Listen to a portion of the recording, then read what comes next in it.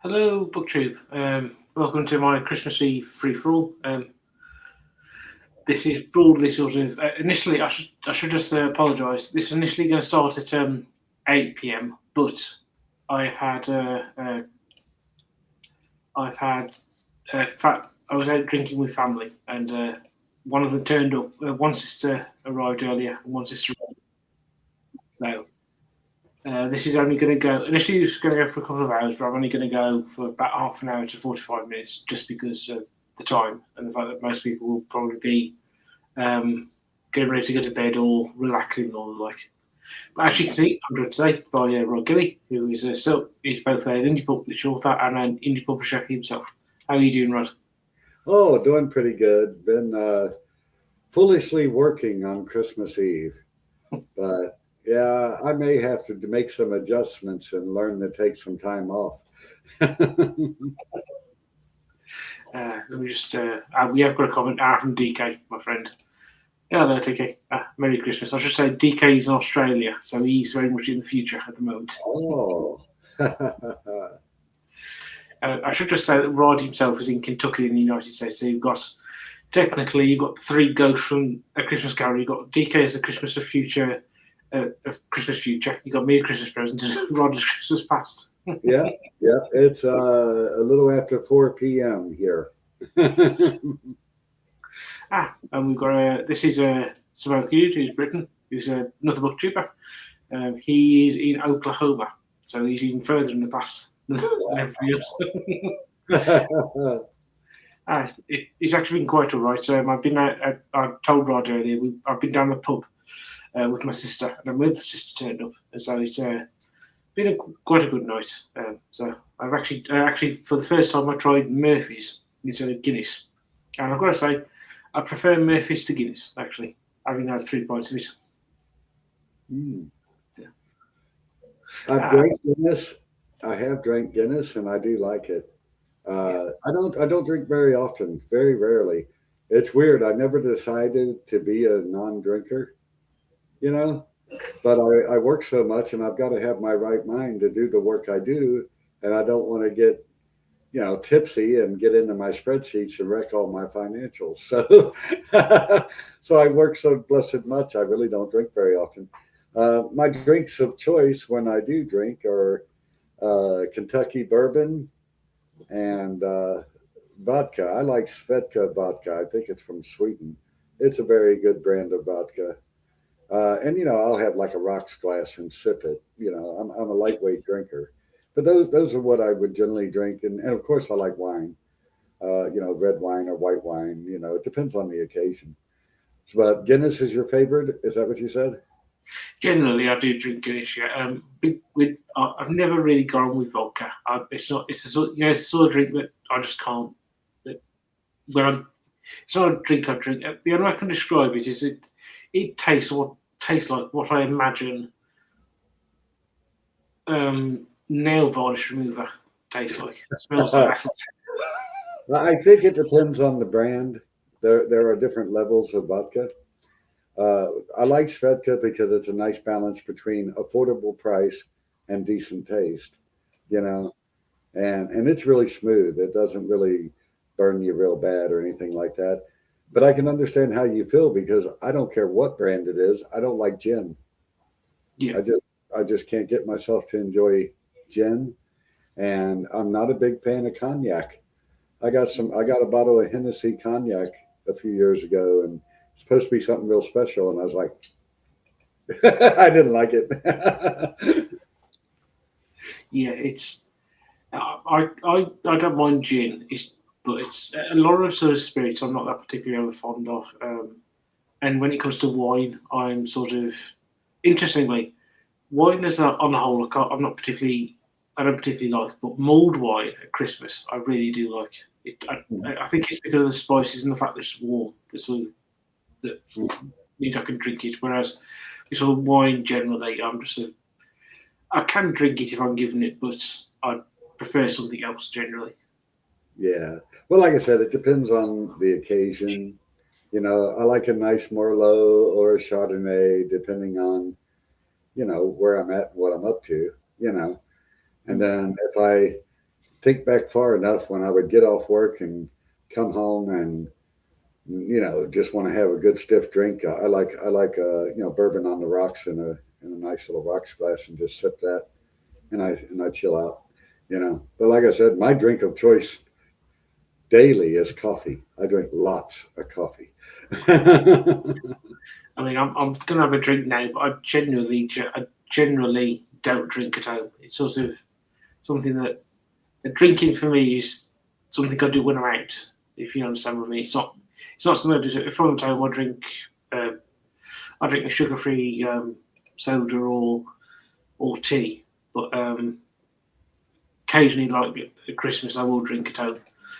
Or my birthday. So yeah, so I have got a bottle here. In fact, I'll show it. It's a cider. It's a Recorder League. It's Ah, This is well worth a drink if anybody's a fan of cider. I should say this is cider in the British sense. I know in the US you have hard and soft cider. This would uh-huh. very much be hard cider. So Ah, alcoholic. cool. Yeah. Neat. I don't know if I can find that brand around here, but I can try. I'll just go through a couple of comments. Hello, Andrew.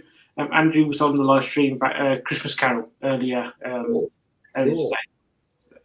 Yeah, I'm sorry I missed that. Like I said, I've got to learn to when to stop working. Yeah, Yeah, Andrew is another coffee drinker. So, are you a coffee hound? For example, I start my day with a 12-cup pot of coffee, and when that's done, I'll drink K cups or coffee pods, the single serve, on and off throughout the day. And pretty much every day, I will go through 20 cups of coffee on average. So that's a coffee hound. That's an awful lot of coffee. yeah, yeah, it's yeah. I mean, I like coffee, but it's something I don't drink very often. It's not so much that it's more the fact that it's sort of in the kitchen, tea is there, whereas coffee isn't. But if I'm out, I do like a cup of coffee, especially if I'm having a breakfast at a cafe. A Yeah. cup of coffee always goes well with it. Like I say, Oh, I say I always like milk with my coffee. I've never been a black coffee drinker. mm. As far back as I can remember, I don't like stereotypes, but as far back as I can remember, it's always seemed true that Americans drink coffee and British drink tea, and Yes. that's the drinks of choice, right? So yeah, I mean, people probably know I live with my stepdad, and he essentially lives on tea. Mhm. Yeah. Is Earl Grey the best pick? Because that's the best tea I drink here in the United States. It depends really. So my stepdad, I think presently the stuff we got in the kitchen is Tetley's, but I Uh, think he drinks anything. My mum, on the other hand, will only really drinks Yorkshire tea, oh, and so it depends on who you ask, and it depends on Tetley's and Yorkshire tea are sort of brand teas, whereas Earl Grey is it's on various brands do Earl Grey, but it's a particular type, and so it sort of depends on what brand and where you're getting it from. Whereas, so if you think about, if you imagine Yorkshire tea and Tetley as sort of like sort of instant coffee, as it were, they're roughly like that, the equivalents. oh. Yeah, I'm afraid I don't know a whole lot about tea, but if I remember correctly, I don't know if it's still a tradition, but hasn't it been in England sort of a tradition to have an afternoon tea break? Oh, yeah, no, tea, yeah, yeah, tea breaks quite common. Yeah, the afternoon teas. You're a bit posh when you have afternoon tea, but having tea breaks, so that's quite common. If you work for the if you work with local government, Uh-huh. having tea breaks is sort of there's a legal, or at least there used to be a legal requirement for tea breaks every so often. Oh, Which, yeah, which really did sort of irritate, for example, George Lucas when he was making Star Wars, because I think it was every 2 to 3 hours there'd be everybody uh, down tools and have a tea break, which he didn't quite understand. yeah, it's funny how in different parts of the world, there's very serious traditions that people take to heart. And I like I said, I've always heard that in England it's a tea break. I think I know it's in Asia. I think it was Japan, and I don't know if this is still true. That a afternoon nap was very common. It was something that they did, and waking up and going to work, and the first hour of your workday was exercise, calisthenics, stuff like that. So it's funny how different cultures have these things that they're just a given, automatic. This is what we do. You know. You don't have that. So you don't, well, unless you're sort of elderly, and then sort of sleep in the afternoon is sort of traditional. But I think the place where sort of sleep in the afternoon is sort of generally accepted is Spain, where they have the siesta. I'm just going to go through a couple of the comments. Sure. Hello, then. Just popping in to say hi and wishing everybody a happy Christmas. That's a good sign. Yes, it is. Recording is very good for anybody who's. I'm not, as Rod said, I don't think it's something I'm not sure if you can get in the US, but if you're in Britain, this is something you'll find at most pubs. Oh. Not the right tinge. Yeah.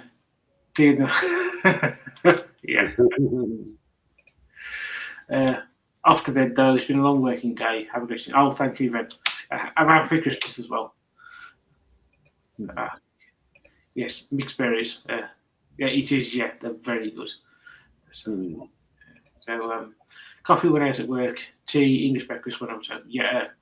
I mean, I generally have coffee when I'm out. So it's not something I have at home very often. But I like coffee. It's just it depends on when and where, as it were. Mm-hmm. So hello, Britain. Yeah, it's going quite well. So far, I've enjoyed myself. Hello, Steve. I hope you and your wife are having a Merry Christmas. Mm-hmm. When I do have tea, I'm not fussy. I have to tea. Yeah, I'm very much the same. I'm not that particularly bothered about tea in general. It's just a matter of what's there personally. So yeah. Oh, thank you. Mm-hmm. Have a Merry Christmas yourself as well. Mm-hmm. Oh, yeah. Yeah. Oh, well, yeah. Well, what really thinks about that statement is that I am my boss. Yeah.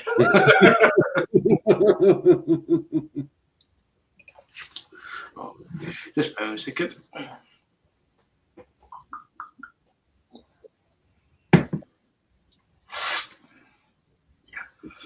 To tell you how much I drink, I've got a bottle of Black Label Jim Beam's bourbon that was aged 8 years. I've had it an additional 5 years, and 2/3 of it is still in the bottle. So I don't drink very often. But you got me thinking I may want to have a drink a little later just because it's a holiday. Yeah. We're joined by Rod. I'm not sure if you know if you've on Wednesdays I do a live stream podcast called The Officers Mess, and Henry is one of my. Really sorry about the lateness. My deepest apologies. The Christmas tree is getting mad. No, it's quite all right. Actually, I only started about 19 minutes ago because I got delayed because my sister. I went to drink with my sister at the pub, and then my other sister turned up as I was delayed in the pub. Well, joy of joys. Well, I again, pardon my tardiness. All the men started singing Silent Night or something, so I had to do a few executions. It was tough but fair. Yeah. Oh, fair. Yes. I'm just going to keep it away from the cat. He seems to be sniffing around it. Yeah. I've got to say, he usually sniffs around things I've drunk after I've drunk them. At the moment, he seems very interested in this. Whilst he's still got most of the bottle, I only had one sip from it, and he seems to be interested in it. Which is strange. He doesn't care about fruit most of the time. Are you going to get your cat intoxicated? Oh, well, I'm going to try and make sure he isn't. But for those who don't know, he's literally there. You might see his nose come up in this. Uh-huh. Yeah, there he is. You can see, yeah. We decided to get on the act. Oh, look at him. you know, you sit there. You can look at my bottle all you like. You're not getting any. Not with that attitude. No. What can it? Come on. Yeah, now there we go. Very good. Thank you. Mhm. It's tobacco is a fantastic hobby because one, it tastes really bloody good, and two, it kills me. So it's a win-win, really.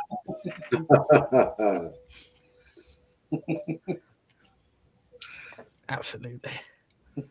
I'd be reticent not to, I think. I should just say that I'm only going to go for about another 45 minutes, so we'll knock off at 10 o'clock British time, just because I was going to go through. Right, my stepdad's back. Just bear with me a second. I will. No worries. I'll just let him know what's going on, and then I'll be back shortly. No problem whatsoever. We'll keep everyone nice and warmed up and entertained, of course. Hello, Mr. Is it Gilly or Gilly? Gilly, yes. Mr. Gilly, pleasure to meet you. Sorry, for my impromptu lateness. Oh, no problem at all. And please call me Rod. Duly noted. I'll make You sure know- to do that. I haven't had a pipe in such a long time. I miss it. It's do you Oh. like the cherry tobacco? I used to Oh, cherry Oh. tobacco. Goodness, don't tease me like that, sir. like. Right, there we go. Let's see. What other bits and bobs do I need to be doing? You inspired me to smoke. I Good. generally smoke on air because in America, so many people are anti-smoking now. And Nonsense. but you know, this is a holiday and a casual get together, Well, and so I decided to have one. exactly. Treat yourself. That's the way to do it. But yeah, Salt- I'll be honest. I used to really enjoy. There's a tobacco store not far from where I live. A lot of good cigars and pipe Ooh. tobacco, and you know, depending on your budget, you can get some very supreme stuff. And I used to love the really good cherry tobacco in a pipe. I used to just really enjoy that. What is Quite so. your favorite tobacco? What do you like the best? Oh, my favorite tobacco. Now, asking the real questions, I see, sir. My favorite tobacco. I tell you what, I can never remember the name of it, but I went to this dainty little tobacco shop, and it had, goodness me, the greatest flake tobacco I've ever had in my life. That stuff was strong. I think even Arnie would struggle to lift it, but I can never remember the name. But it's fantastic. What about yourself, sir? Were you to choose a tipple? Well, I've heard as far as pipe tobacco, I've said I like the cherry tobacco a lot. I really can't remember a brand. I haven't smoked a pipe in a while. I go through phases, you know, different Okay. collections. I've had different collections over the years, and I've had different interests. I've spent some time like exploring cigars, you know, various qualities from various nations, and you know, now all these years later, I'm just an old guy that's been smoking for more than 50 years. So now I just smoke because I'm so used to smoking. I don't think you smoke at all, do you, Aaron? No, I mean it's. Coward. I don't smoke myself, but I am a defender of people's right to smoke. I do think you should have the absolute right to. And for me, it was partly because when I was a kid, my mom made it quite clear that she wouldn't be best pleased if I was found smoking. And so I was a bit too terrified to smoke. But then as I got older, it's just that, you know, when something that might seem interesting as a child, but then when you grow up, it just doesn't seem that. It's like that with me. It's just, it's something I'm not very interested in. Whereas alcohol, that's something I'm very much a fan of. Well, when I was a kid, you had TV commercials. You would see like the Marlboro Man and Joe Cool and all these characters selling cigarettes. And every kid in the schoolyard had his collar up and a cigarette hanging, you know. And, Oh yeah, actually, the school I went to, the high school I went to, they had a huge smoking area in the back of the school where you were allowed to smoke. Super common, you know. And nowadays, it's in America, it's pretty frowned on, and it's really bad because this vaping has become popular, and medically, it's far worse for you than cigarettes are, because vaping is liquid going into your lungs. You know, maybe it's not enough to drown you like a teaspoon of water, but it can't be good for you to put liquid in your lungs. You know. No, absolutely. I would agree on that fact, but not for the health benefits. You do look incredibly homosexual vaping, and that's not to rip on any homosexuals out there. You know, I'm more than happy for you to do your thing. I mean it in the colloquial way that just come on, it's a bit gay.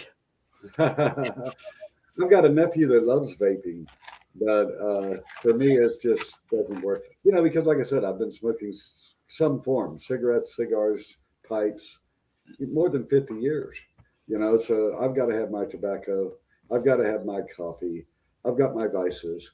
But, you know, there could be worse things I could do. If those are my worst crimes in my life, I feel pretty good. You know? Well, God forbid a man have a hobby. Eh? That's where I spent the most money I ever spent in my life, is on hobbies. When I was much younger, I was I used to be into self-defense a lot because I grew up getting picked on. And so I learned self-defense and they stopped picking on me. Well, one thing led to another, and I had various hobbies. And I got into the hobby of self-defense weapons, which led to owning handguns. And, you know, at one time I had 45 handguns at an average price of $800 each. That got expensive, you know? And then I got interested in wine, and I had to study it and all the regions that each of the types of wines come from. And it was a lot of fun. But again, you can spend a lot of money on a hobby. You know, even cigars. I didn't ever hit the top tier, but if you spend $20 per cigar, that adds up. That adds up pretty quick, you know. I don't know. Is pipe tobacco reasonably priced?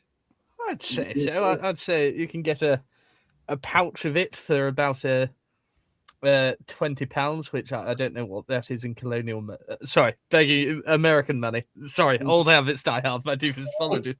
Yeah. Well, I think a pound is worth $1.33, so $1.34 right at the moment. So yeah, it would be a little chunk of change for me. Yeah.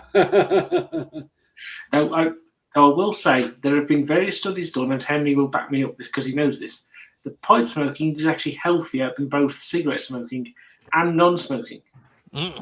Exactly. Far longer and far healthier.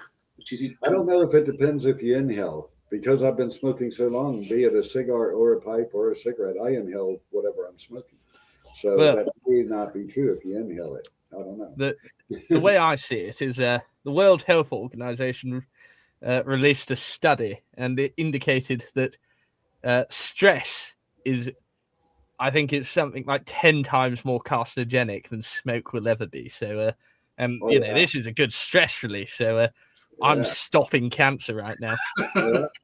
Oh, stress is a killer, no doubt about it. I struggle with that frequently because I tend to overwork and deal with too many things, wear too many hats, and I really got to stop, force myself to stop and chill out, relax, clear my mind. And because, stress can literally tie up all the organs in your body. It can really mess you up. Yeah. It's always a difficult one to deal with stress. You know, as you said, it's just life gets so carried away, etc. And that's why I turned to heroin. I'm joking. I'm just going to go through a couple of the comments. So, DK. Sorry, hold on. You know, tobacco is good when the old tax man is trying to rake you over the coals. Yes. Oh yeah, a name brand pack of cigarettes in the state right over from me in Ohio. That's the most expensive place anywhere in my region. But a pack of, say, Marlboros, You're probably familiar with that brand. They're everywhere.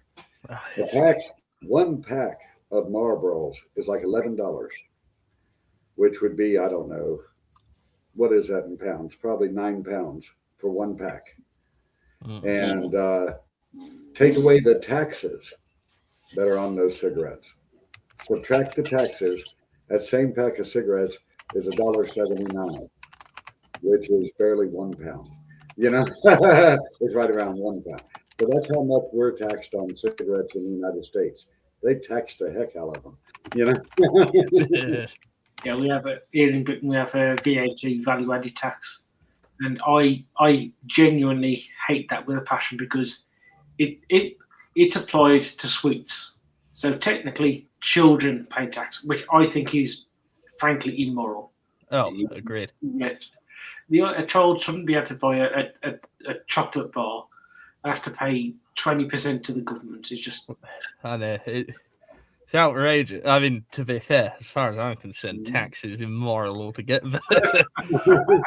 It's it's outrageous as well. Just the fact that you pay tax on bloody everything. It really gets my goat. It must be said. You know, I especially. don't mind. I don't mind paying taxes so much. What I do mind is that the tax money be used properly.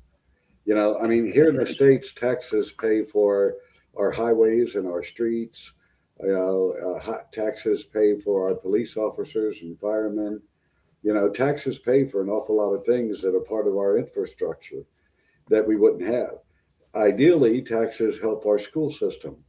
I don't know if the schools actually see any of that money, but they're supposed to, you know. And, you know, I don't dig politics, but that's part of the reason. There's so much misuse, inappropriate spending with the money they collect. You know, I'll pay my taxes. I'm a citizen. I don't mind that. But I don't really think it's right that my tax money that I pay, you know, is a new golf course for some politic. You know, if my tax money that I pay is helping a homeless person get a meal, I don't have a problem with that. If it's helping a homeless person get a home, yay. But my tax money paying for a golf course, that bothers Yeah. me. that's a big problem with a lot of politics on both sides of the Atlantic. It's the mission. It's not so much the money. It's the money being brought in via taxes. It's that you know it's going to be misspent somewhere along the line. If you knew it was going to go to something, so you mentioned it, schools, yeah, fine. People object more to the not so much the level of taxation per se, but to the fact that it's high taxation and the money's being spent in either useless manners or being put into the politician's back pocket. Yeah, Absolutely. yeah. I don't know how it is in England, but you know, and I don't want the FBI to come after me. Or anything, but honestly, there's three huge, horrible, fraud, terrible organizations in the United States. Deceptive, crooked, making lots of money. One of those three, it's hard to pick the one that's right on top, but one of the three is politics. On pretty much every level, it's all about how fat can I make my wallet. You know, I don't know if any politician really cares about the people they represent. A government for the people to help the people. I don't even know if that exists in the world anymore. You know, it's all about what kind of deal can I make to fatten my own wallet. You know, and the American people can pay for it. I don't know if it's like that in Britain, but I bet it's like that everywhere. Yeah, pretty much. Yeah, it is. Yeah. It's a very unfortunate mark of reality, especially. I don't know quite how I'd largely say it's. I mean, it's always been the case, especially with all these, monopolies and everything like that. I think the internet has been the ultimate sort of double-edged sword in regards to that, because it's made things go hyperdrive on basically everything. Technology and the internet have been sort of the great historic equalizer, and it's made us very much more aware of what, you know, governments and such are up to, what they're playing at, and what's going on, and you know, private citizen journalism, and just the amount of things completely blown open by the internet is absolutely Yeah. staggering. That's Absolutely one of the staggering. things that I have really loved since I started my business is right now, you know, I'm sitting here in Kentucky having a pleasant chat with a couple of gentlemen in the UK. Without the internet, that wouldn't be possible. You know, Oh, sorry. I mean, it wouldn't. I would know absolutely nothing about the UK or any of you. And if you rely on television, all you know is whatever propaganda that government wants to give you. You know, Yes. you don't really Yeah. know anything about that other country. You just know whatever they want to tell you. You know, Yeah. you know, and so yeah, I love the internet. I worry about the next phase. The internet was the first step. Now AI will be the second step, and I'm really Yeah. worried about that in a lot of ways. It's very well known. I don't like AI and the creative arts, but it worries me in the military. You know, people kind of giggle when I mention the Terminator movies, but you know, several people, rich millionaires, billionaires, several countries, you know, they're building robots right now that look a lot like the Terminator did. You know, and when they give it the intellect that movie gave it, if they, you know, they brag that the AI mind can be 100 times more efficient than the human mind. Mm. Well, if so, that would make us the equivalent of a cockroach to a human. And of course, what do we usually do with a cockroach?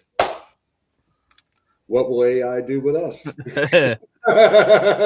One credit I'll give the cockroaches there. They're pretty damn good at surviving it. It must be said.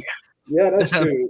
They say they can survive a nuclear war. I hope we never find out. But Let's this hope. day, a cockroach can actually survive it. I find the entire argument or just the entire subject of AI absolutely fascinating. So if we take out the moral ethics and everything like that, if we look at it from purely a standpoint of an artificial intelligence versus a biological one, specifically our sapiens, I think there's a few things we need to look at and think about before we even start going down the road of AI. For example, we still have no idea where human sapiens comes from. We have no idea. You know, we are, to our knowledge, the only species to exist that know we're sentient atoms. And I think that sort of level of intelligence that's come from, you know, what if we survived 5 mass extinctions, countless other events, etc., everything teetering on a knife edge, all that genetic and biological information, you know, and in terms of our own biology, the small things that affect it, like the day and night cycle, the gravity of the moon, etc., all of these bits and bobs that go towards creating what we are, etc. Yeah. I as much as AI is fantastic at processing information, and it really is fantastic at processing information, I'll give it credit on that front. I think that's where our edge is going to come in through, is our pure genetic instinct to dominate over it. And you know, I'll be damned if some clanker's going to take my job as being an alcoholic. I just feel that all this money, all this promotion, all this effort worldwide, any country that has the ability to create technology is working on AI. You know, imagine if all that effort and all that money was put into improving the human mind, giving our children far better educations. They say we use like 5% of our mental capacity. We don't use hardly any of our brains. You know, instead of creating an artificial intelligence, why not support, help to grow our actual human intelligence? You know, imagine what the world would be like if our governments were intelligent. Awesome. Yeah, I think that's a big thing with AI. That I know, for example, in writing, in this, I know you and I would agree that it's got no place in creative writing. But when it comes to something like, say, research for a writer, definitely there. In some ways, the AI that is, say, Grok on X, that is essentially Google on steroids. So, for example, if I want to answer to a particular question about, let's say, something about the Royal Navy in the Edwardian era, I'll go to Grok because I can put the question in and I'll get either an exact answer or something close to it. and then I can cross reference that with sort of from the source I've got, and generally the answer is reasonably accurate. And so for that I think that's where AI for writers is going to be the big help. Not so much in the writing, but in the research. AI has a strong place in medicine. Like it or not, it's going to be in the military. That worries me. But the creative arts, keyword creative, that's a human thing. AI doesn't have one drop of creativity. It's a program. It's a glorified, powerful, advanced, but it's a program. It does algorithms. It does calculations. It has no creativity whatsoever, you know. And in America, at least, in the last 20 years, as far as I'm able to see, I don't know New York to California, you know, but as far as I'm able to see, in the last 20 years, it has grown more and more to where it's a dominant thought in our country. Do it fast, do it easy, or better yet, do it for me.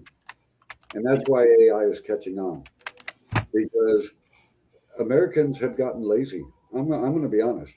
We've got something called Uber and DoorDash and several other companies.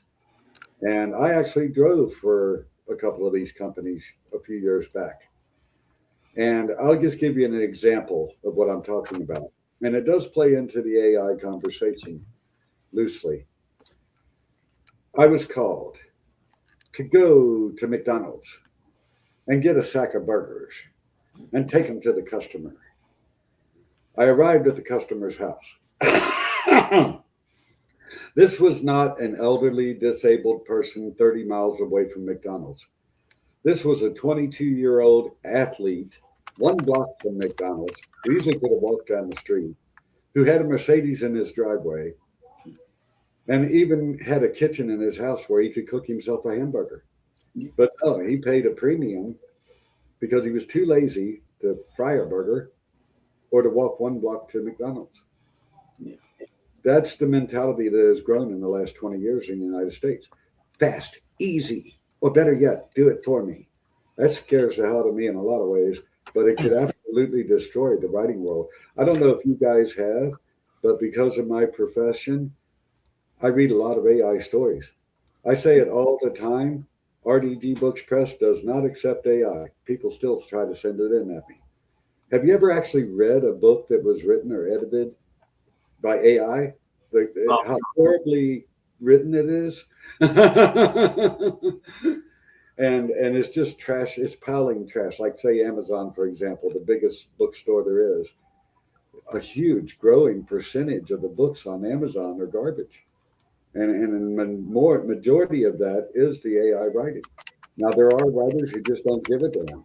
They take pride in not worrying about punctuation and sentence structure. They don't care. You know, I don't care. I'm going to slap words any way I want to. The hell with you. And I guess they got a right to believe that. But when you pile up all this garbage, it's going to get harder and harder to find good, well-written, creative stories. You know, and that's why that's a big part of what my press is about. Human creativity, human minds and hearts, putting everything they've got into their work, making it the absolute best that it can be, and making sure the world has something of value that when you do want to read a book, if you get a book from my press, it's going to be a good book. And that's my goal. I don't know if I've achieved it yet, but that's my goal, to do it every time, always, you know, and because AI is just like that Uber service I was talking about. It really doesn't do anything that you can't do. It just does it for you so you can lay back on your butt and not have to do anything. You know? Certainly. That's why I don't like AI, you know, especially in Oh, absolutely. See, when it comes to it, and it's again not a indictment of AI or anything like that in regards to human creativity as a measure. I've always found the argument particularly compelling, and not to downplay, human ingenuity and all of that, because, as you've quite rightly pointed out, Rod, it exists very much so. It very clearly exists. I find it particularly compelling because when we think about human creatives of that nature, it's all focused very much on the top 1% of things.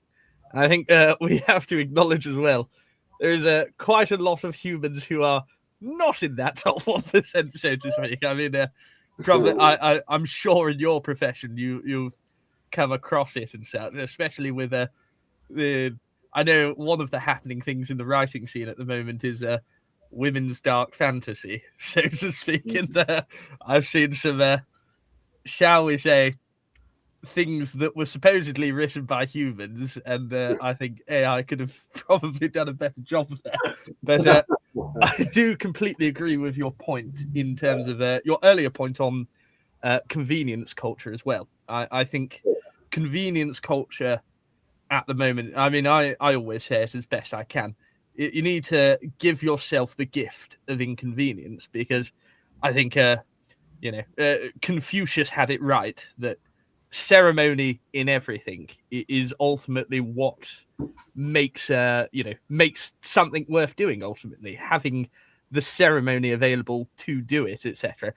And it gets the process of gets you used to the process of doing and repetition and such. And quite rightly, as you've pointed out, AI, all it's doing is regurgitating that human experience and process into a load of things that it can spit out, etc. And that's the danger with diminished education. The danger with all of that is that humans ultimately do that as well. It's about the innovation, getting people to that top 1% of this information, being able to use it and apply it in an effective measure to influence the world around them. I think a very key point there, Rod. I think you're spot on with that. But and I do think, adding to what you're saying, I think that people need to realize that each of us in this world, we have a purpose, whatever it may be, and we have strengths and weaknesses. I'm very strong in this area. I'm very weak in that one, and there's nothing wrong with that. And one of the pitches that AI salesmen make is, you can't write. You never knew how to write. Get an AI program and you'll be a writer. No, you won't. You won't be a writer. You'll be a program user. That's a completely different thing. You'll sit there and type in a few, what do you call them, prompts. You type in a few prompts and let your little program do its thing. That's not a writer. If you just plain don't have the basic talent, or more importantly, the interest and the love for it, if you just don't have the desire to put in the work, then you're not a writer. Go find something else to do. Well, and there's nothing wrong with that. I'm not an Olympic swimmer. That doesn't bother me at all. I cannot play a violin. That's okay. I still love violin music. Exactly. Who you are, and grow with your strengths. Take the things you're good at and really hone them and make them excellent. Well, exactly that. I think. But AI does not make you a writer. AI doesn't make you a writer. AI makes you an AI program user. That's a completely different thing. Oh, I think if I might add on that point, actually, because I think you've touched on a great point.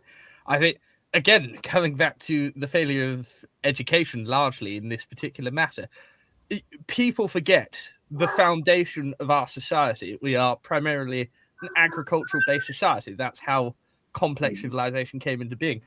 That came with specialization, generalistic hunter-gatherers, etc. weren't, they all could do all the things, but it was when we specialized, when we developed in our key areas, that's how we were able to, to make a complex society. And as you quite rightly point out, strength and weakness is an inevitability, but that doesn't mean to say that your particular strength is gonna be downplayed at all. And it's how you use it to contribute to the wider society around you ultimately. And I think that's one point that on the most basic level is always lost. We came from specialization. Complex society came from specialization, and it's about, as you say, refining that specialization to the best it can be. But again, I'm also some 28-year-old autist on the internet, so what do I know really? Actually, on that, I can give an example. It actually to do with AI writing. There's a historian called Alwyn Turner.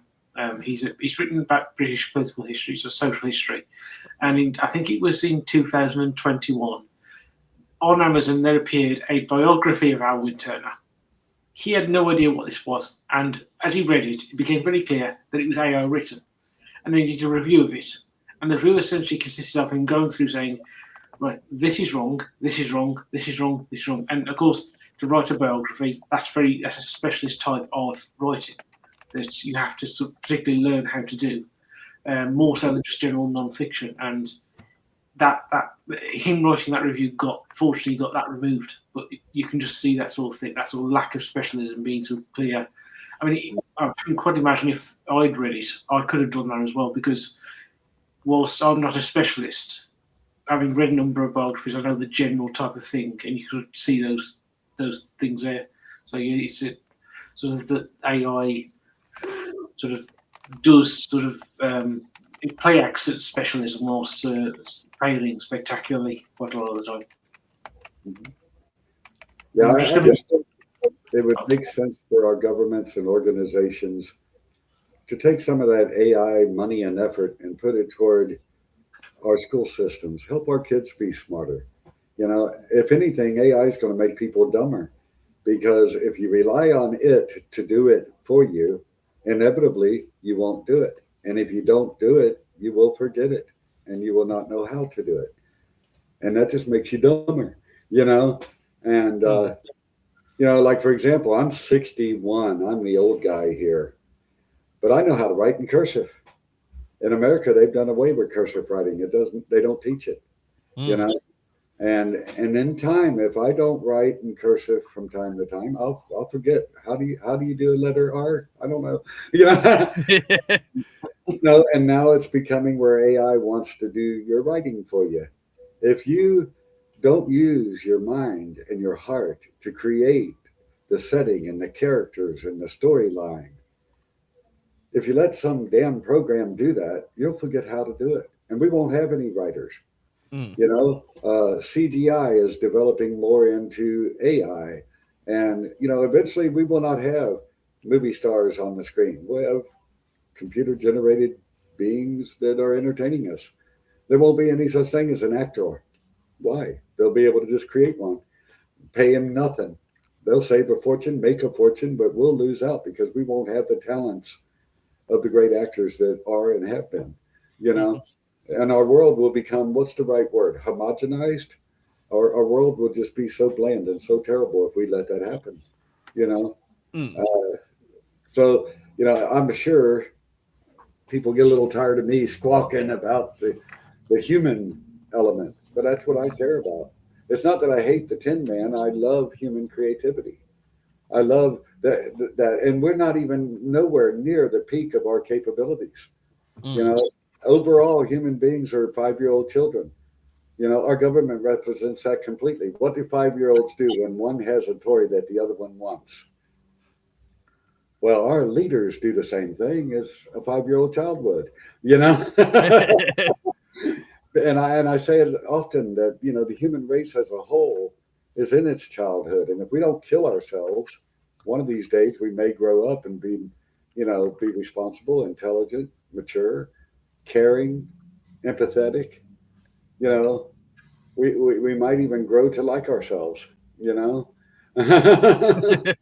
Wouldn't that be a dream? I'm speaking worldwide. You know how, you know, pick any 5 countries, 3 out of 5 can't stand each other, and mostly it's because they don't really know anything about each other, you know.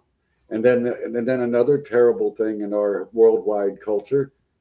Let's say, and I don't know anything about you two fellas in this regard, but let's say I'm Muslim, you're Christian, and you're Jewish. Well, I think each one of us has a right to believe whatever we want to believe. But what would be wrong is if I try to impose my belief on you and make you do it my way. Again, like children, you know? If we can get rid of that crap, we can be the human race on the planet Earth. And that's really should be our goal, instead of bickering back and forth over silly things and maybe blowing the hell out of everybody one of these days. We've got quite a number of countries that have the power to erase the earth. You know, it's time to grow up. You know, it's time to reach a level of maturity that's not even an option, you know. And I guess I'm a little preachy, but I worry about it. You know, it may not happen in my lifetime, but what about our grandchildren? What will they be facing? You know, and for some reason, it's like global warming. Our government looks at right now and their wallets. Our government doesn't really give a damn about 100 years from now. Doesn't matter to them at all. You know, and that's a shame because 100 years goes by fast. You know, Mm. our lifetimes. I went from 19 to 61 like that. You know. You don't look a day over 25, sir. So, what do you guys think? Is this a bunch of gibberish from some nobody in Kentucky, or do you think it matters? Well, I for one, to comment on the nature of it, I always like that ancient Greek proverb of a society grows great when old men plant trees whose shade they know they'll never rest in. I think the thinking of longevity, especially nowadays, has not entirely been erased, but I mean, you can see it in most aspects of what we do, from something as basic to architecture to, as you say, writing quite obviously, etc. You know, you think about some of these things. Not many things are built with the future in mind. A lot of things are. I mean, if you look at, to my understanding, I know it's a massive problem in the United States. I know here in Britain, it's starting to become a problem with low quality housing being built that has a lifespan of 40 years, perhaps, maybe that. And, you know, it's compared to some of the older things we had. Even if you look at just some of the more basic designs and such, when they just made things architecturally, you know, more prominent, more beautiful, etc., take pride in their society.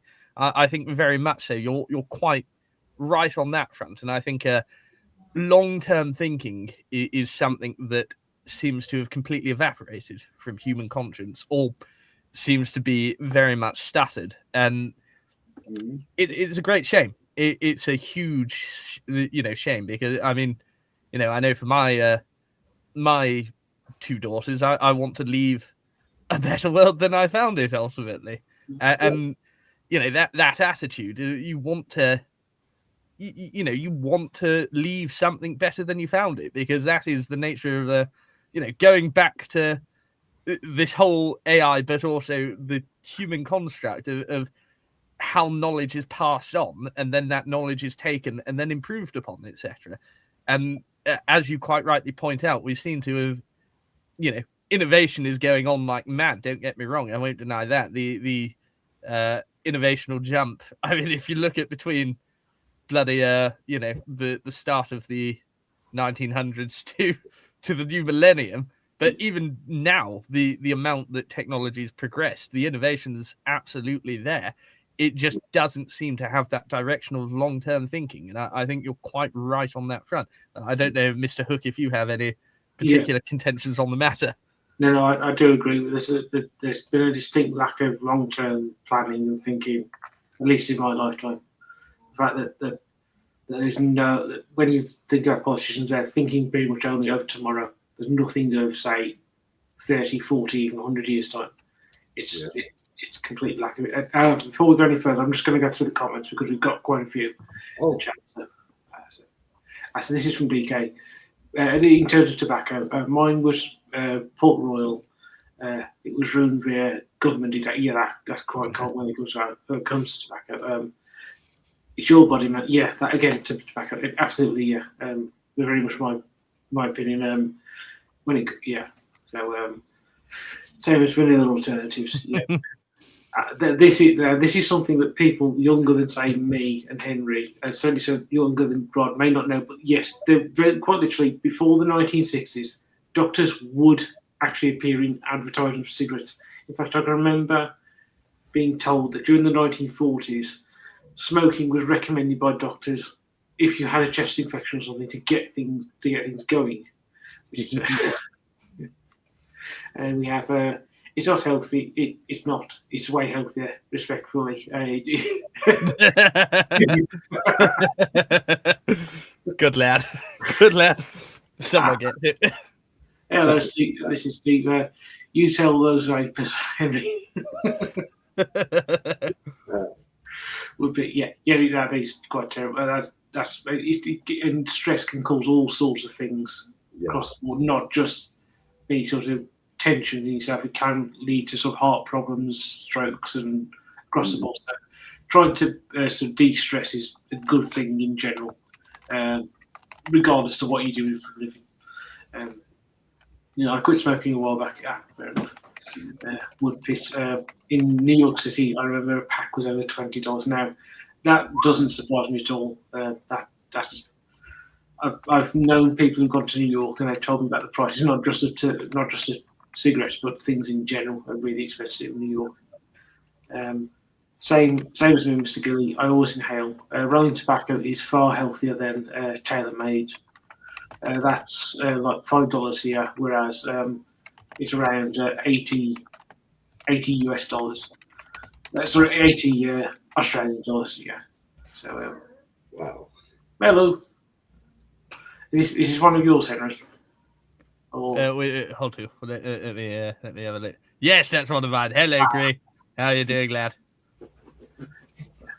so no, I know the recognise this name. Hello, Goosey.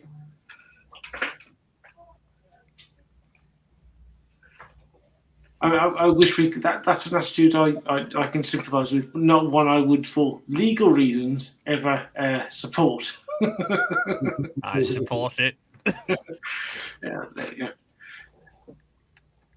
go. I like this. This is the first non-business related show like this that I've ever done, where I'm not working,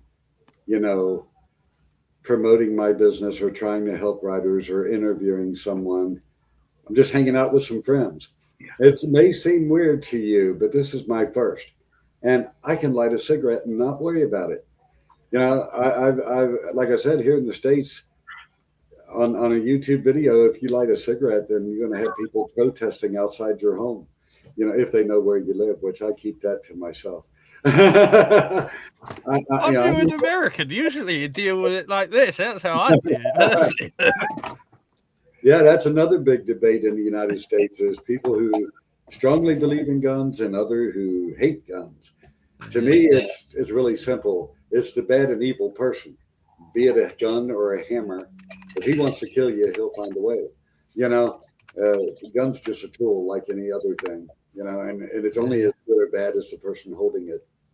Personally, when it comes to firearms, I really don't think children should be allowed their own personal firearms. I think, give them a machine gun or a mortar. Teach them the value of teamwork, really, because it takes more to offer it. Historically in Kentucky, if you can't shoot a dime out of a tree by the time you're 12, there's something wrong with you. We are gun-toting hillbillies here in Kentucky. And never change.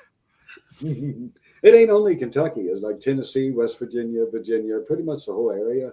It's and I don't think there's anything wrong with it. I'm a firm believer in defend your home, be it your country or the house you live in.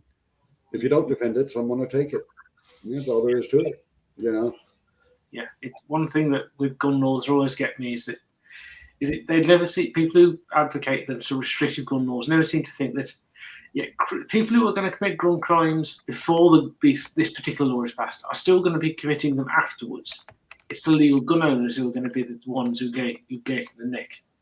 It's not the people who you want to go after, which I find always sort of deeply irritating. But I'll just go through this one. So one thing I don't actually mind about Trump are the low taxes. Yes, I think is something a lot of people in favour of. I take it this is one of yours, Henry. Let me quickly tap back in. Let's see. Is it Henry who is Munchkin? Okay, that's what we'll call it now. Hi, Munchkin. Oh yeah, this is a very old one. I know, for example, various politicians in the United States who are senators, who when they're with modest incomes are on now multimillionaires.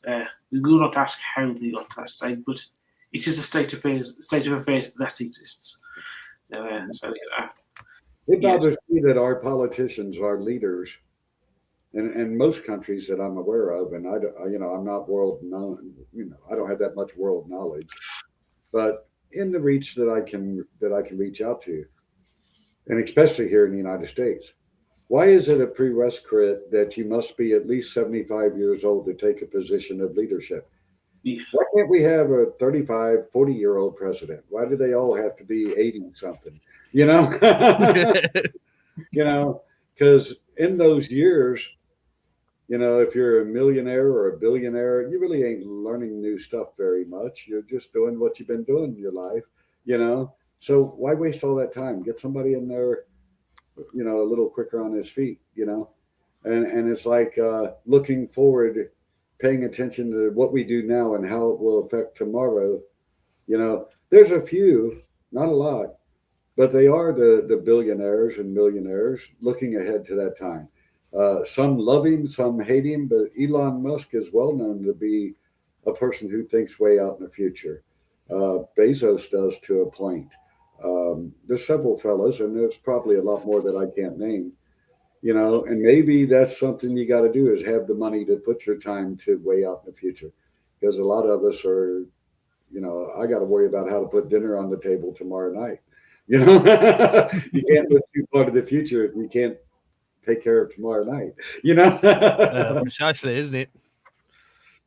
But yeah, this I think the overall statement that can apply to just about any subject conversation, if you look at it worldwide from a humanity point of view, we just need time to grow up. If there are any aliens, they're just kind of checking us out once in a while, waiting for us to grow up enough to be worth talking to. God, I hope they don't tune into my live streams. We are going to be set back millions of years. But in all honesty, if a spaceship really came down in broad daylight, clearly not trying to hide, not being involved with the government, this alien said, "I'm going to drop down and say hello right in the middle of any major city in the world." The odds are extremely high that the people and or the government would start shooting at the alien at hello. We're scared, so we're going to shoot. Again, childhood. If there are, and there likely are aliens out there somewhere, I would think they're waiting for us to grow up. Maybe in 1,000 years, maybe they'll say, "Hey, they're teens now. Maybe we can talk some sense into them." Would be nice to think. Would be nice to think. I'll just say this is John Davies, who was actually he and Steve Stark are with me regularly on film live streams. We did one on Sunday on the on 3 M.R. James adaptations, which was really enjoyable. So we got that. Yeah. Yeah, I worry about Skynet too. Yeah. So Britain says, I'm more frustrated by it since the AI we have is not actually intelligence as we know it. Yeah, with AI, it's a lot more. It's essentially regurgitating, takes stuff off the internet and gives it back to you in a sort of more refined form. We have AI way before ChatGPT. Yeah, but AI hasn't yet, and it won't probably in the next 50 years actually become self-aware and have its own mind of sorts. AI is a glorified calculator. It's a highly advanced algorithm. It can do calculations. I can remember when I got my first calculator, it was a big ass block that could do basic functions, and I was totally fascinated with it. And AI is just a grandfather or grandchild of that, and it's a very functional machine, but it's nowhere near what true AI actually could be in the future. And again, nobody's looking to that future. And if someone said something about Skynet, yeah, it's a sci-fi movie. I get that.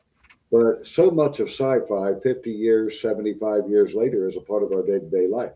My first cell phone was a flip phone that looked very much like Captain Kirk's communicator, And, it goes back to what I said earlier, that if AI achieves self-awareness and realizes how superior it is to us, what will it think of us and what will it do with us? And we are, as human beings, not you, me, or anybody in particular, we're too damn trusting of the things we create. It's like, we'll put it in charge of all our militaries, and if it gets out of line, we'll pull the plug. Well, what if it finds a way to bypass that plug? You're screwed. Yeah. I think as far as I'm concerned, in the Hebrew lexicon, with the story of the golem, if they were thinking about that sort of thing way before we had anything as remotely advanced as television or whatever, if that was a consideration back then, there is something deep in the human conscious that means it's a bad idea. I'm just going to go through a couple more. But right, at the moment, AI is pretty much that. It's just, as I say, it's copying stuff from the internet and then refining it down and then giving it back to you pretty much. And there was a controversy that copy and paste, that the current modern day AI wasn't only copying, but literally stealing from real authors. It means taking a paragraph out of Stephen King's book and chunking it into whatever you're trying to make, and that's absolutely wrong. Stealing is stealing. I mean, I hope all of us are taught in childhood that it's wrong to steal, Oh, I think you've somewhat confused Britain's Mom Henry. I should say that Henry, though he's no longer serving, was an officer in the British Army. So that is actually, if I'm right, Henry, that's actually your dress service uniform, if I'm correct. Well, except the hat, yeah. I've taken off all the insignia because, God, you would not believe. You'd think the military veteran community would be supportive, but the second they see a veteran online, immediately it's just chastisement. So I take off any regimental association just to avoid it. I have absolute respect for the military, the police, those who wear uniforms and protect our world. Imagine our world without them. Be proud to wear your uniform, and if I walk in a bar and there's a soldier in that bar, I have done it. I'll buy him a drink. I'll shake his hand. I'll thank him for what he's done for us, because, our governments are full of shit sometimes, and many soldiers die for stupid reasons. But these soldiers, any soldiers in any country, in their hearts, they're standing up for what they believe in, for what their family believed in, for what their way of life is. And, there's bad and good on everything, but you're standing up and you're saying, hey, no, I won't let you do this to my family, basically. And a police officer, same thing. Imagine your society. I know the police in Britain are considerably different than they are here in the States, but they're vital anyway. They are vital. I mean, without the police, my little town that I live in would be a post-apocalyptic lunacy Mad Max society. It would be wacky. People would just go nuts. They would become violent. I mean, I couldn't even walk out of my house. I wouldn't last 5 seconds, So I am very much grateful to soldiers and policemen that do their jobs, Now, if you go on the so-called bad side, and that's hard to determine because so much of what we're taught is just propaganda, But I think people in other countries that I won't name, the people, they just want to live and prosper and eat and feel safe. It's the governments that are doing all the other stuff. I think that if I sat down to dinner with someone from just about any other country, and there was no politics involved, we'd probably get along. If we didn't get along, we respect each other enough to get up and walk away. I would like to think that's true. And I mean any country on the planet, I don't like or dislike any country because I think we're all little jigsaw pieces that just haven't come together yet. We need to be the humans of planet Earth. When we all give a damn about each other, it could really make a difference. It could make an incredible difference. I agree with that up until you mentioned France, but that's expected. Oh, I don't really know anything about France. I know the wines are wonderful. It's just such a shame about the people, really.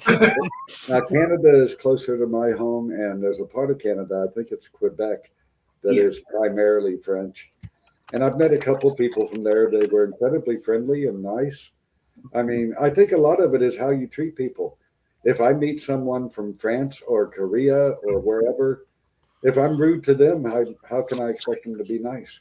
You know, if we come to the table with mutual respect and a sense of friendliness, of just being kind to each other, I think all nationalities could get along. You know, there's definitely going to be areas where we disagree. I've heard somewhere in the world there's a country where blue jeans are banned. Okay, you don't have to wear blue jeans. I don't care, but I'll wear them. You know, you know. I wish that people would do that more. Do your thing, but don't impose it on others. You know, whether it be religion or culture or food or anything. I don't know how, especially our governments who are supposed to be well educated leaders, you know, why are we so hung up on imposing our beliefs on others, taking what we want? You know, one thing I mean, some people love Trump, some people hate him, but he's a businessman, he's a negotiator. Negotiation's a valuable thing. You know, I write contracts all the time, and the best contract is a win win for both sides, you know? So I respect that very much. I said it in his first term, and I'll say it again. Trump's biggest weakness is he talks too much. He gives the press way too much ammunition. You know. I'm just going to go to the toilet, so I'll be back shortly. Yes, you are. So I find my problem fundamentally, well, it's not so much my problem, it's fundamentally I'm opposed to the Republican Party based on their name because I'm a very steadfast monarchist, and you know us and the Republicans have had a turbulent history in the past, mainly shooting each other largely. But no, I think fundamentally, I think people are very quick to cut off ideas and suggestions, etc. You know, ultimately, these sorts of you know, continuation and built upon things, etc., come from these important discussions we have with each other. I think it's important that you need to, as you pointed out, not get so hung up on things and talk things out ultimately, because on a fundamental and basic principle level, that's how you develop ideas. That's how you develop, you know, continuation, build upon things, learn new things ultimately. You know, I mean, I'm a big collaborator. I really believe in that. And when Aaron took the post of COO of RDG Books Press United Kingdom, you know, I told him then, I'll learn as much from him as I could teach him, and probably more.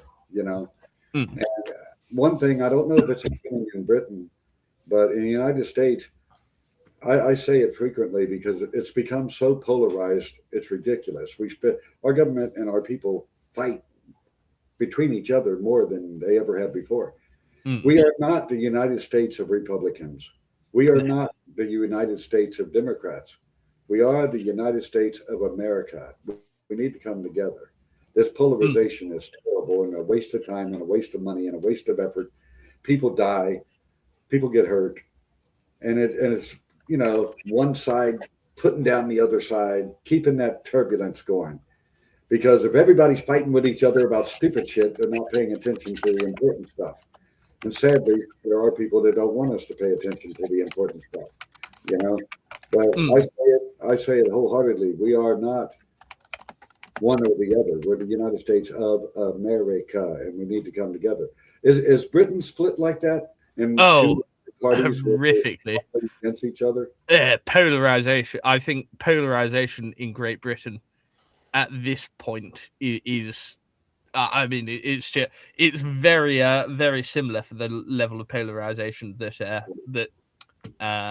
you have, but it obviously, because of the difference in culture, etc., it manifests a lot differently. But at the moment in Great Britain, we are just at such a polarized point. I think you know, people are very very you know, anxious, concerned. There is a lot of fear on all sides. I'm sure you've probably seen suggestions, etc., of civil Yeah. war and that sort of thing. It's it's a very unfortunate time to live in with that sort of thing, because ultimately, the yeah, and I think that's one of the things with the internet, especially, is people are just, it only helps increase that polarization tenfold. And you think about people you're interacting with on social media, for example. If you were to sit down, at a meal, they'd probably be perfectly normal, pleasant people for the most part. It always reminds me of that those verses from the Lays of ancient Rome. Then none was for a party, then all were for the state. Then the great men helped the poor, and the poor men loved the great. Then lands were fairly portioned, and spoils were fairly sold.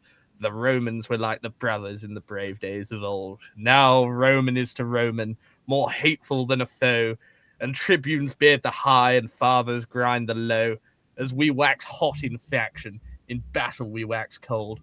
Wherefore men fought not as they fought in the brave days of old. It's that sort of, very much, I know that comes from a sentiment of romanticism, etc., from the 17th century. But you see in this day and age how applicable it all is and such. It's, again, polarization presents itself differently, but it's ultimately the same. And it's just such a terrible thing to live through. I think you'll agree. Yeah.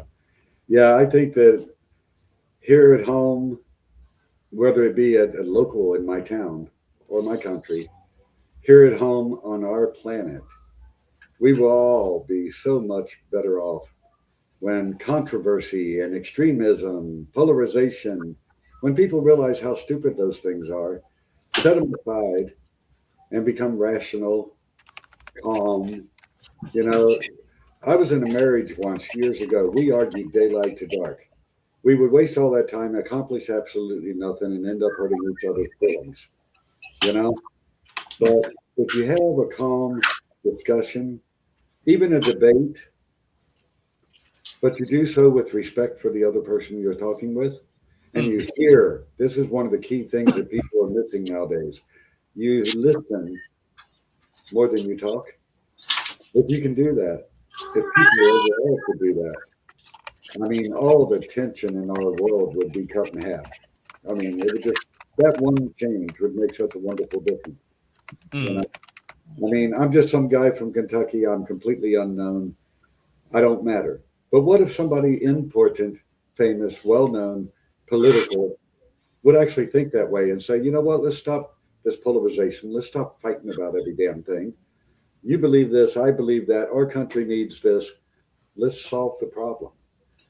And I bet you any problem I could put on the table, given enough time, the three of us could solve it on our level. Now, I can you, on the political level, the grand scope of world interaction, huge, much bigger than anything we ever have to face. But if these people came together and worked together, they could solve the problems, But all of this back and forth and fighting and distraction and all this silly stuff going on right now, that's why nothing's getting done. I don't know how it is in England, but really nothing's really being accomplished here in the States. It doesn't matter who the president is. That doesn't make any difference. Because quite frankly, in my lifetime, Republican, Democrat, old guy, young guy, it really hasn't made any difference who the president is. There's going to be screw ups and there's going to be successes no matter who the president is. We just hope the screw ups ain't horrible. We hope nobody ever grabs that red button.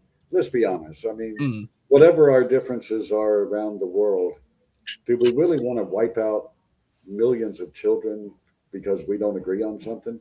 That's just ridiculous. Well, absolutely. It's supposed to be a Christmas celebration and an open thing.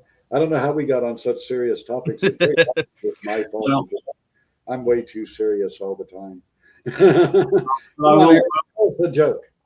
I will change it. I'll make it less serious because I just noticed something about this. So, as you know, this is cider, and it's got 3.4% alcohol. But on the bottom it says naturally gluten-free and vegan. And listen, I don't want anything healthy about my alcohol. My alcohol is here to get me drunk and be unhealthy. It's not. It's like when fast food places offer salad. I'm thinking, no, I want my fast food greasy and healthy. I don't want any sort of salad or healthy option. It's just unnatural. For sure, I must agree. I'm one of those people. Go to a fast food place, nice kebab place, and I'll ask double cheeseburger, loaded fries, onion rings, everything. Can I have the Diet Coke, please? I've really got to watch what I'm consuming. Yeah. I've never understood that. It's very common in the U.S. Get this massive meal and a diet soft drink. What? I mean, if you're going all out, go all out. Don't just Precisely. yeah. Go big or go home. That's the way I see it. Well, I'll just I go don't through. eat much anymore. A while back, my doctor put me on something called Ozempic Yeah. because I had a mild diabetes, if there's such a thing, and I was well overweight. And Ozempic has caused me to lose, I don't know, 45 pounds in the last year. So, I mean, it's a great diet thing. But I eat real small portions now. But if I was going to eat a cheeseburger, why, I would opt for the milkshake or the sundae. Let's go all out. Let's have fun. I would not grab the Precisely. diet soda. You know. What I'll do is I'll just go through the rest of the comments just to so Lindsay. I'm not sure if I think Lindsay might be That's right. she's Okay. she's fine. She's fine. That's all you need to know. Okay. I believe some AI is harmless. Much of it does replace people's jobs. There's a skyrocketing PC price. Yeah, that is a big problem.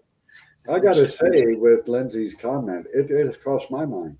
They're building these robots, and I recently heard that many of these robots are being designed to serve you in a fast food restaurant to do all the fast food stuff. Mm. And I can't think of anybody that I've ever known that actually liked working in a fast food restaurant. They worked there because they didn't really have the education to get anything better, and they had to put food on their tables. So when these robots are running the fast food restaurants, like she said, taking over our jobs, these folks that don't have the means of pursuing higher education, what are they going to do? Yeah. Well, I work at McDonald's. Now I don't because a robot does.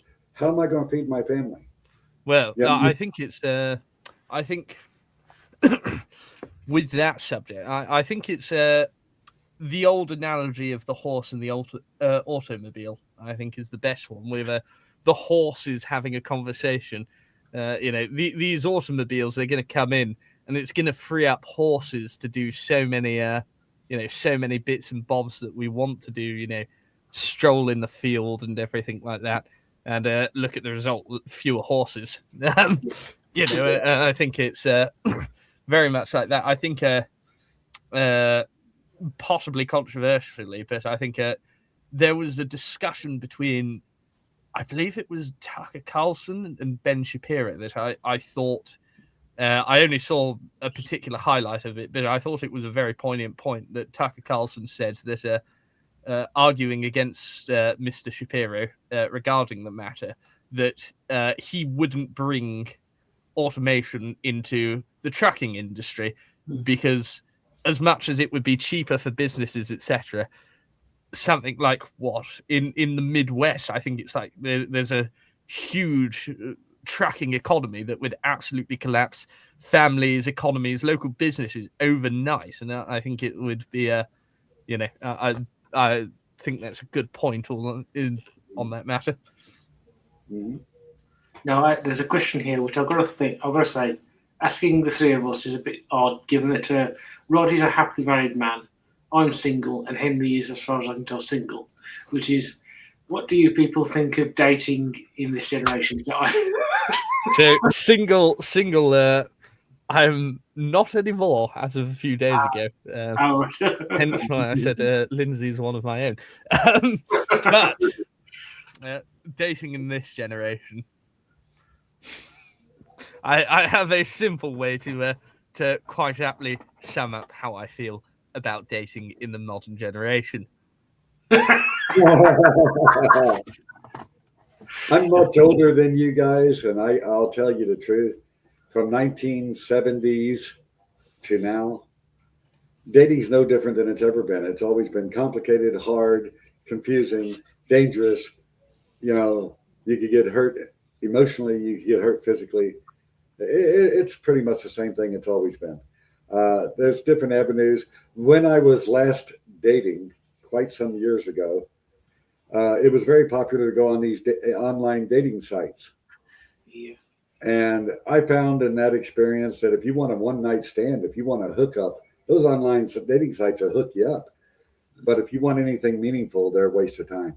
You know, the best luck I ever had in dating is when I wasn't even thinking about dating, wasn't even pursuing it. Wasn't I met my wife when I was carrying furniture into my new home. And then I walked past her and I said hi. You know, but dating is what it's always been. It's always awkward. It's always difficult, and technology can make it more confusing. But it's always been confusing.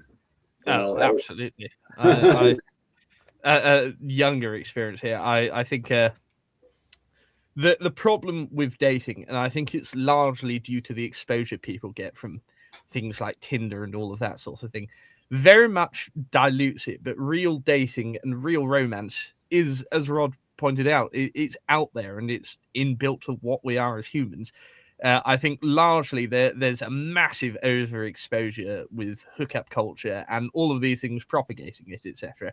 But I mean, if you look at marriages, etc., most of those people, like, one of the most common ways to meet someone is being introduced by friends, and that exists. And I think lots of people being sold on, ultimately going back to what Rod was saying, this convenience culture type thing, having it appear to you immediately, etc. And as you said, like, dating is always going to be difficult and awkward. The trouble is, as well, you have to be putting yourself in a position to date and go dating. You have to be open and vulnerable to the fact that, yes, there's a chance you're going to get hurt. That's the inevitability of it. It's about measuring yourself to that. It's about measuring how you deal with that, how you cope with that, risk management and all of that. But it's also I'm always reminded of that scene from Good Will Hunting with Robin Williams talking about when he met his wife. Sorry, guys, I've got to go see about a girl. You know, that fairy tale romance. As you said, you met your wife moving furniture. That exists out there. That will always exist out there. Don't be put off by what you see in the media, etc., because it will always make you particularly glum on the matter. You keep your head focused and in the game. Be open for opportunity, and again, be prepared to take the risk. Be prepared to take the risk. And I think it's a safe bet when you're dating. I've commonly said, if you don't want to get into a barroom brawl, don't walk into a bar. You know, it ain't going to happen. And when it comes to dating, like I said, I have some experience with online dating. And it's much like most things online now. I don't even know if it's still as popular as it used to be, but it was the thing to do. But it was the instant gratification, the hookup, the pretty much meaningless. You know, you get a lot of, you know, even a guy like me. Obviously, we've been talking a little while. You know, I'm not very charming, but nonsense. You wouldn't believe how I hooked up with online dating. I mean, scary, you know. But of all of those girls, it was never more than physical for me or for her. With my wife, that I met in the way that I did, with something real, I can just simply sit on the couch next to her and feel more love and warmth and goodness and happiness than having sex with three girls in one night. You know, I can sit on the couch next to my wife and feel absolutely wonderful. So, you know, given a choice, I'll take what's real, and I'll skip the hookups. Now, I'm much older, but if you go into dating in a hookup environment or a hookup frame of mind, you're going to get what you ask for. You know, I think that you need to be, above all else, you need to be genuine. Uh, the girl is either going to like you or not like you, but she needs to judge that on who you really are. You know, if you're putting on a front, that front will come down sooner or later, and your relationship will collapse. You know, and I think that's really true in everything. You should be genuine all the time. As you may have noticed during this conversation, some of the things I say are controversial, but they are real. They are honest. They're honestly what I believe. And if you don't agree, that's okay. I don't have a problem with that at all. You know, if you think I'm a dumbass, okay, maybe I am. But I believe in the things that I say. I'm being very genuine in this conversation. And I think when you apply that to dating, I think a lot of good, decent women really appreciate a man who is real, who's not putting on a show and acting like something that he's not. You know, she's going to love you for who you are, not what you can come up with. You know, and I think especially in being single, I haven't dated in many years, but in swinger clubs or online dating, it's actually very phony. There's not very much real in that. You know, if you want a piece of ass, you can get it, but that's all you're going to get. You know, I'm sorry if I shouldn't have said it that way, but yeah, I mean, you got to think about what your goals are and what your path will be and how you want to pursue it. And I think that's true in just about anything you can think of: your career, your ambitions, your hobbies, your relationships, your friends. You know, be genuine. You're going to make friends with the people who have like minds or interests. You know, me and Aaron, we get along quite well. And it's really funny because he's as close to an expert that I've ever met on both history and politics. I know nothing of either one. My wife was a nurse. All I know of medicine is Tylenol. You know? But you find common ground in things that you believe in or have an interest in, and whatever it ends up being, make it real. And I think if you apply that to dating, you're going to have a lot better luck. Didn't you say, Henry, that you recently became into a relationship that is more real and serious? Yes, absolutely. I've it's been a rough year and a half, it must be said. But yes, I've recently entered one myself. Doesn't it feel good when you know you got something worth keeping? Oh, absolutely. Absolutely. And if it hasn't happened to you yet, Aaron, it will happen. And I'll tell you the truth, that'll happen when you're not even thinking about it. You'll be walking to the neighborhood pub or the neighborhood grocery. You'll trip. You'll go to fall. You'll knock a girl over. You'll apologize. You'll be a gentleman and you'll brush her off. And she'll fall in love with you. That's how it happens. That's how the real stuff happens. I always said it to myself, Aaron, that one day I'd meet a girl with low standards, few other options, poor eyesight, and it would work out. And here we are. I think Britain has had some unfortunate experiences with online dating going through that. What is Tinder? You just mentioned it. I've never heard of it. Tinder is something you put on the fireplace. Well, I have heard of that. I thought it was some kind of website or something. So it's essentially for hookups, as far as I can tell. I've never been on it myself, so this is second hand. But I think it's for hookups mostly. Like a dating sort of thing. Yeah, dating was possibly pushing it, but yeah, it's that sort of vein of things. I think the prominent one when I was trying the online dating was called Plenty of Fish. Have you ever heard of that? Yes. It was very popular back in the day. Again, it was valuable for hookups. That's about it. You know. On those involved in electoral politics, not entirely the powers that be. Electoral politics are as forward thinking as it gets. Yeah, for most part, it is. Thinking about what will get them elected next time. That said, buy books. Yes, that is something I very much endorse, as does Rod, especially if you're deciding to buy them from RDG Books Press. If if you take an executive position in a company, you really should learn the company name.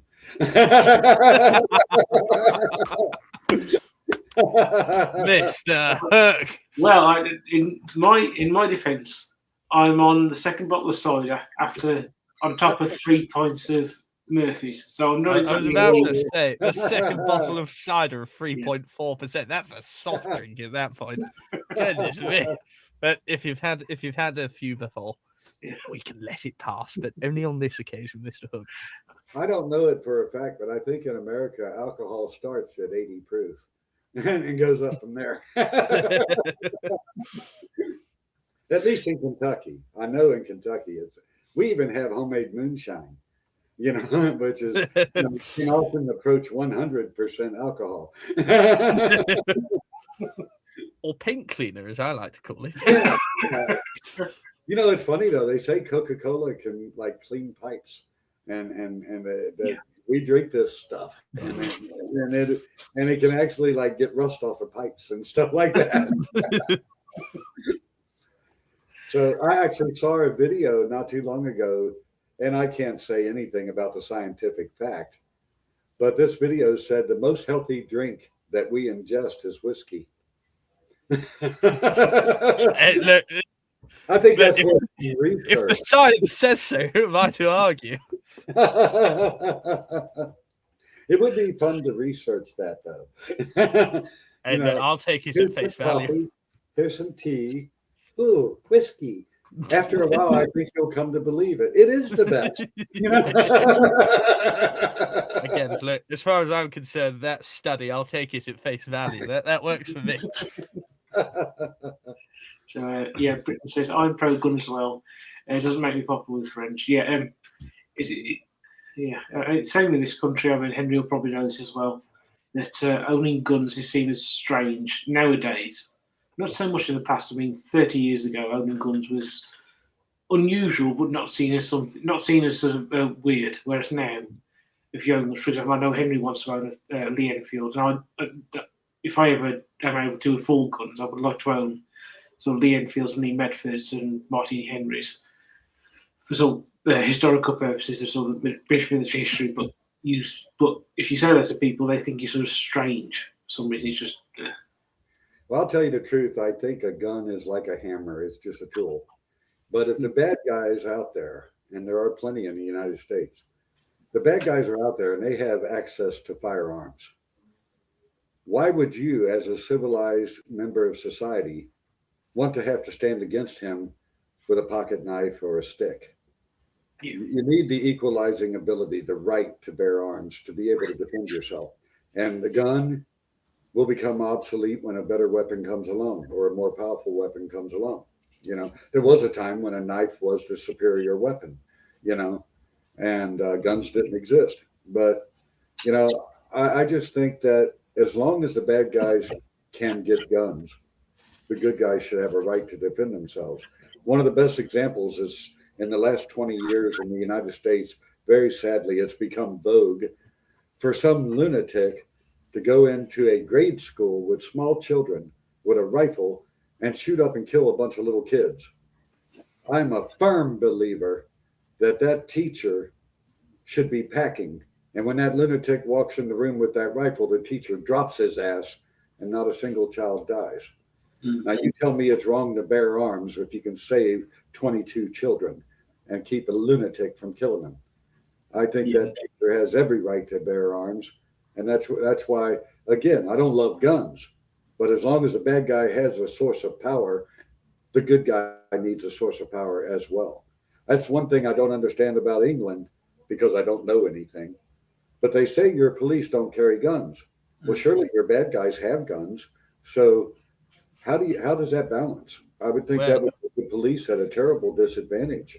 So you got your little bobby stick and the guy's shooting you down with an automatic weapon. That doesn't seem balanced. It's a very interesting. I think as far as I'm concerned, regarding the matter with British police not being armed, Icelandic police carry service weapons in their vehicles. Japanese police are all routinely armed. I think it's anachronistic to think that police should not be.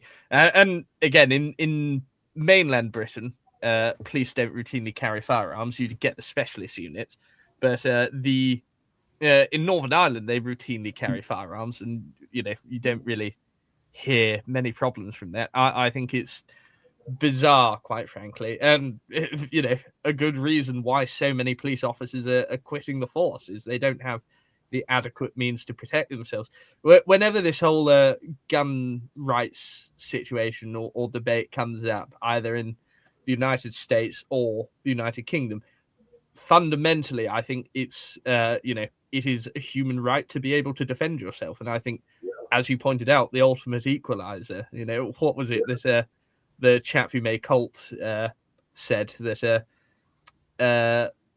I forgot what the saying was, but about guns making them equal. If the darkest side of England, the underbelly of England, where the bad thugs and bad guys, we need Steve Stark. He knows that neighborhood. When those guys, let's assume they were cut off and they had no way of getting guns. They absolutely not a single bad guy in all of England. None of them had a gun. Then the civilized, nice, good guys in England wouldn't need a gun. Okay, great. We're a country with no guns. That's wonderful. But as long as those bad guys can be armed and be able to shoot your mom, you should be able to stop him. And it's just the world we live in. There's always going to be good and evil. And if evil gets stronger, good has to get stronger too. Yeah.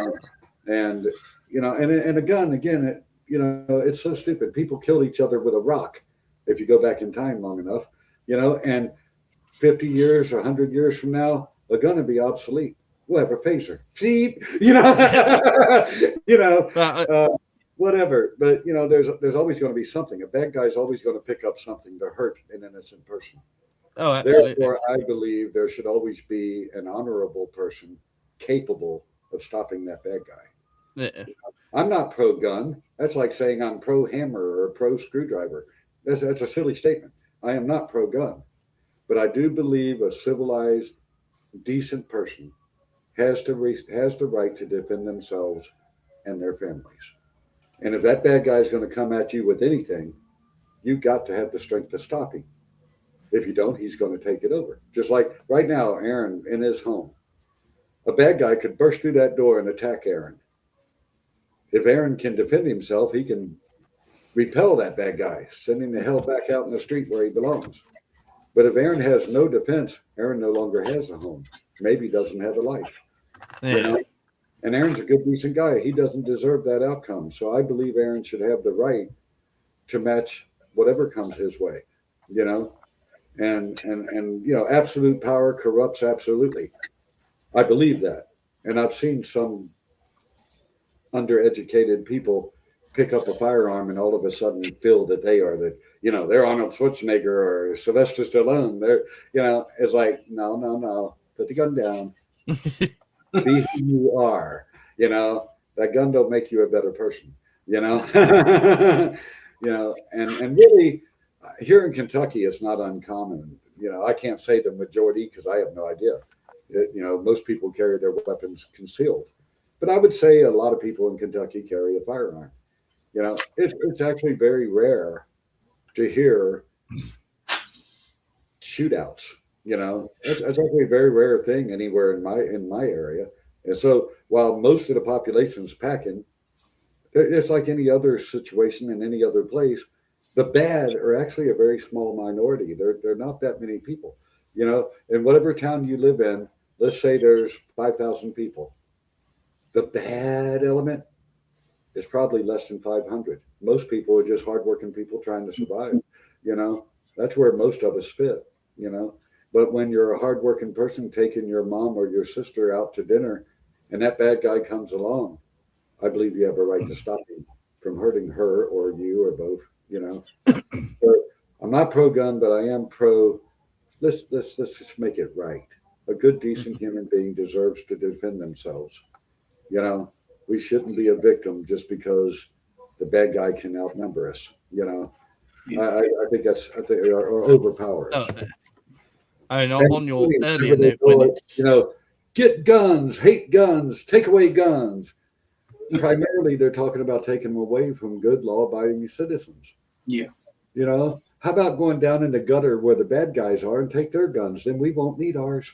yeah, precisely. I think on the note you made earlier, who wants to defend against a gun with a pocket knife? Personally, I like seeing the lights fade from my enemy's eyes as I approach them. So, but no, absolutely, I think it's a fundamental right that one should be able to defend themselves. I think it's common sense. It's common sense.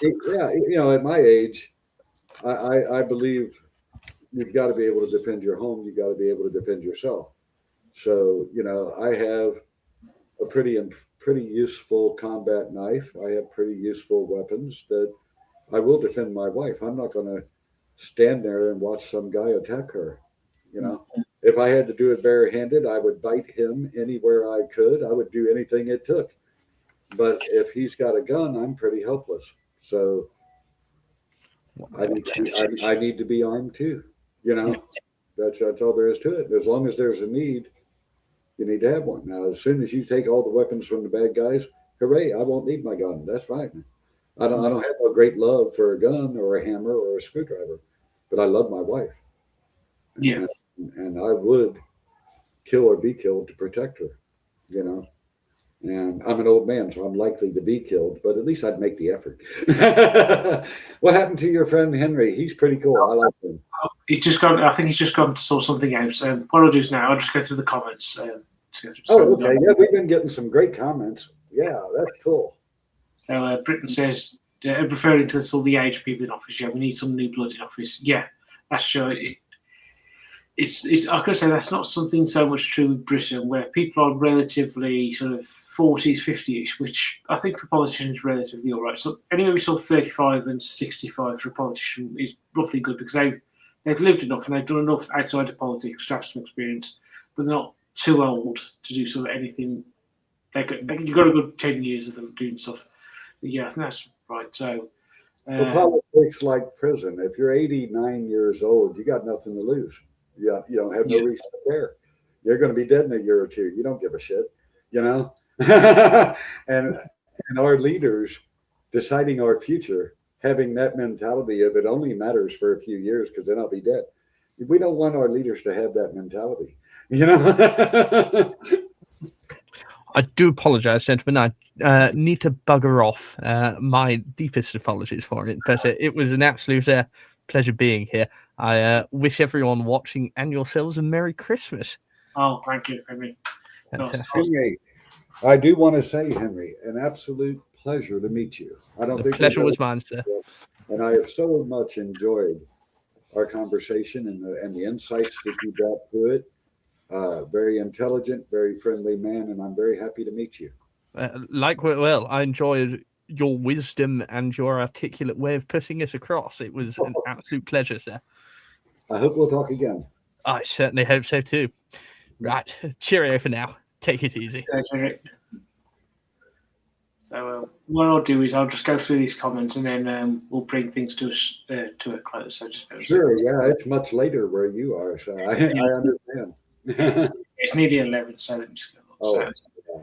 Yeah, you don't want to scare Santa Claus off. No. I think they say he comes around 2 in the night. Is that right? Yeah. Usually when we're supposed to be asleep. Show the cat. Yeah, right. He's not overly impressed with being held up. So this is Ginge, by the way. He's 4 years old. Well, he'll be 5 in May. So yeah, as you can see, he's not overly impressed with being held up. So there you go. Oh, he just got to your bottle when you wasn't looking. Yeah. He's feeling a little drowsy. So I'll try to get this out. Do we have any other questions, comments, or anything? I'm just going through some of these a bit back before, so. Oh, I don't mind if you bring them up. I'll answer anything anybody asks. I don't mind. Yeah. So This one's first gun law control enacted were because of government incompetency. I can quite believe that. Yeah, I bet you're right. And these are mostly just saying thank you. So yeah. If any of the things you're reading through, if they say that guy Rod is a jerk, put it on the screen.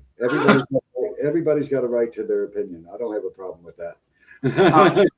Yes, most of it's just going through there. Jin will be super K-on, and so yeah. I mean, well, he's like that generally. He doesn't need anything. He doesn't need alcohol to help him to be like that.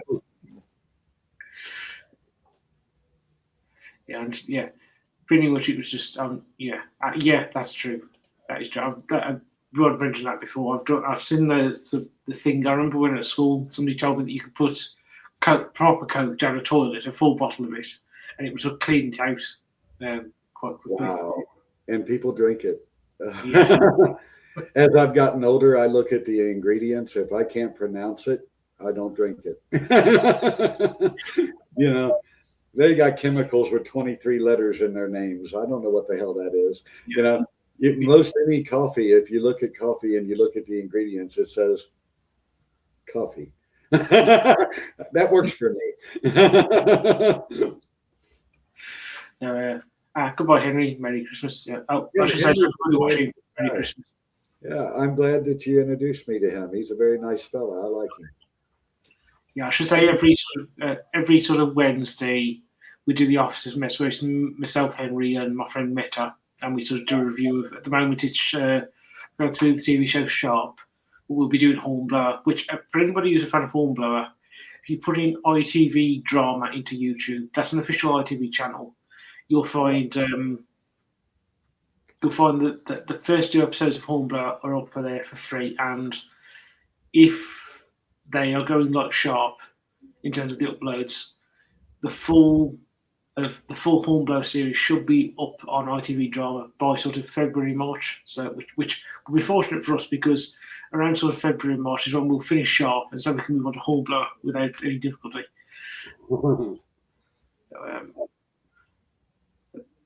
This one. What do you think of the current gaming? I think this is more to Henry. I'm going to say Rod doesn't play video games, and my video gaming is very sort of limited. I play mostly the Grand Theft Auto, San Andreas, GTA 5, and then the Mafia games. So I'm going to say I don't know much about the modern the current gaming industry, other than I think that GTA 6 might be good, depending on how things go. But that's something we'll have to wait for when it comes out, which apparently is meant to be coming out sometime next year. So, but with me and the fact that it's coming onto a more advanced platform, I probably won't be able to play it until for a year or 2 after that. So, most of the long unpronounceable names are just like sugar or ingredients that are repeated. Yes, I know here. I know when we were in Britain, remember the European Union used to have a thing called e-numbers, and there was this big sort of fear-mongering against them. The word e-number is just for European number. It's just a number that you could put on any packaging around the EU to say it was this thing. So sugar was an e-number. It's just so instead of having to translate into sort of I think 26 odd languages, you just have this one number, and it just fit all these things. There's a huge sort of fear mongering about it. I think they say there are 8 billion, more than 8 billion people in the world. Yeah. And there's just not enough farms. There's not enough food. And that's something that's scaring me, because I'm seeing products at the grocery that if you look at the ingredients, I guess law requires them to say it or they wouldn't.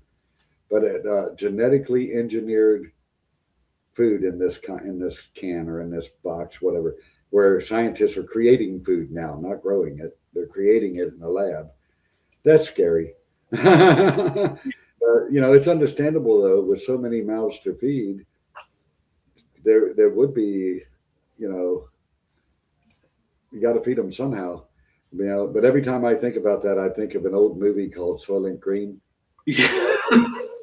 That's scary too. So I think at this point we'll bring things to an end. Well, I want to say real quick before you close it, it was very, very nice of you because you get a man like Mike Mullen. He's got a fantastic sense of humor. He's very funny. He could carry any show. I'm the exact opposite of that. I'm not funny at all, you know? And I was nervous coming on here because, quite frankly, this is the first time I've been on any show that wasn't in some way related to the business I run, whether I be interviewing a writer or, reviewing a book or promoting something in my business. This was just a hangout with the guys visit. This is the first one I've ever done. And I want to say, Aaron, thank you for inviting me. I've actually had a very pleasant, enjoyable time. Thank you. It's quite all right. Thank you for coming on. I know, given sort of the late hour, at least over here, that very few people can come on. Thank you for coming on, Rod, and also Merry Christmas and DK. Yes, very much. Merry Christmas to everybody. Merry Christmas. There you go. Good. Oh my! I made someone laugh! Hooray! I don't know how I did it, but thank you. That makes my Christmas Eve all the better. Now I feel like I'm a complete person. A lot of times I feel like I'm just a workaholic robot man myself. I got to pinch myself and make sure I'm made of human flesh. Wouldn't that be terrible if I was a robot and didn't know it? So with that, ladies and gentlemen, we'll say goodbye, and I'll see you probably, I'm not sure when now, probably more than likely the new year. But with that, ladies and gentlemen, I'll say goodbye.